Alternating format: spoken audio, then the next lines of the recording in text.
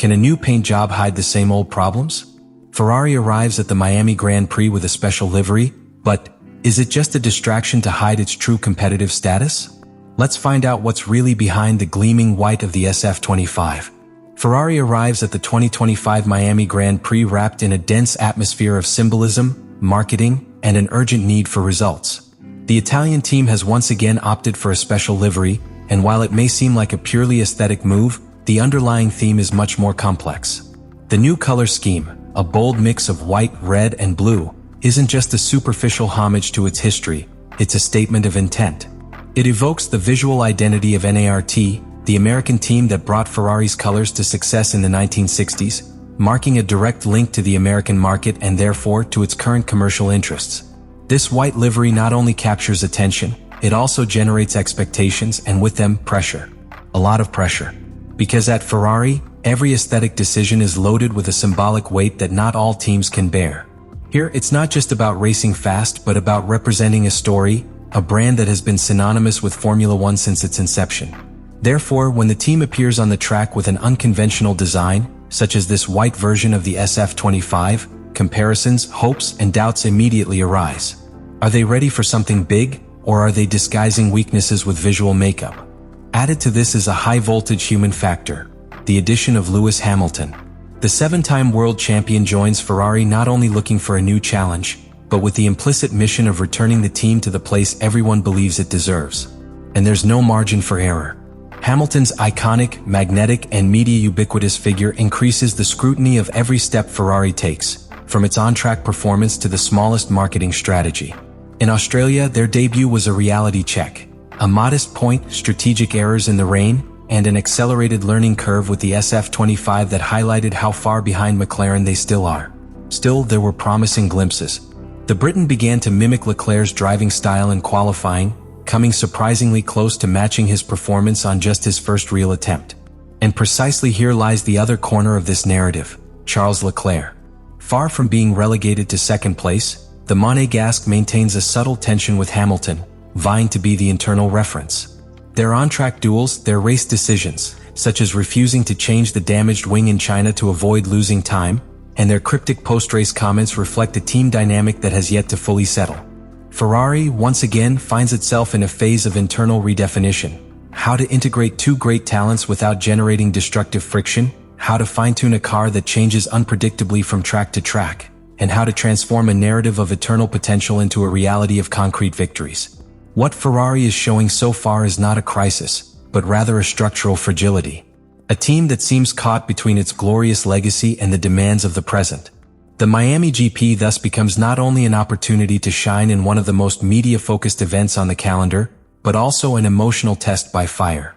A race that can begin to chart the path to redemption or simply reaffirm that red remains, for now, more of a myth than a threat. The SF25 represents a deliberate attempt by Ferrari to correct years of technical and strategic inconsistencies. At first glance, it might seem like a conservative evolution of the SF24, but beneath the skin, the car incorporates a series of key modifications that respond to an urgent need to close the gap with McLaren and Red Bull. This car not only has to be fast, it has to be consistent. And that, in Formula One, is a monumental challenge.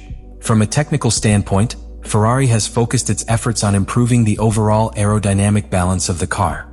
Particular attention has been paid to front axle stability, one of the team's historical weaknesses, which is crucial to offering drivers a predictable platform, especially in medium and high-speed corners. The redesign of the wings, as well as adjustments to the car's floor, are directly aimed at improving airflow efficiency. All of this has a specific objective: to maximize downforce without sacrificing top speed. Furthermore, Ferrari has introduced more sophisticated solutions to its suspension system, seeking to mitigate uneven tire wear, something that has cost them valuable positions in previous seasons. Early race runs this year have revealed significant improvements in the compound's thermal management, although inconsistencies are still evident on highly abrasive circuits, as evidenced by the Chinese GP. This excessive sensitivity to external conditions suggests that the SF25 has not yet reached the point of technical maturity that allows it to perform reliably regardless of the track or the weather. One of the most notable changes, and less visible to the casual observer, is in the engine's software and mapping. Ferrari has worked closely with its power unit engineers to fine-tune torque delivery in low-grip situations, a crucial improvement that was noticeable during the first laps in wet conditions in Melbourne. While the Ferrari engine remains competitive in a straight line, it has not proven to be as fuel-efficient as the Red Bull, Honda, or Mercedes in terms of energy recovery. This is an area where Ferrari still needs to make progress. In terms of race strategies, the team has made a step forward in planning and execution, but errors under pressure still appear. In Australia, the delay in switching to intermediate tires was a miscalculation that compromised the races of both drivers. These failures indicate that, although Ferrari has improved its simulation and predictive analysis tools, real-time decision-making is still not infallible.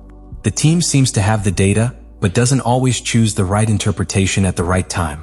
From the driver's perspective, the adaptation to the SF25 has been uneven.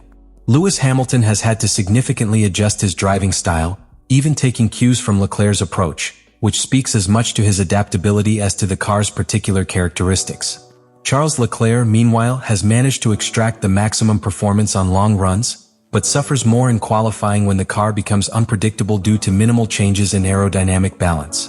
The SF25, in short, is a machine with the soul of a champion but not yet the body of a champion. It has moments of brilliance, glimpses of what it could be, but it's stuck in a transitional phase. It's not the fastest car, but it's not far off either. The challenge is to fine-tune that last tenth of a second that in Formula One makes the difference between fighting for podiums or resigning itself to fourth place. That's the boundary Ferrari must cross if it wants to stop living in memories and return to writing history in the present. The Miami Grand Prix isn't just another stop on the Formula One calendar. It has become a symbol of the sport's new global DNA.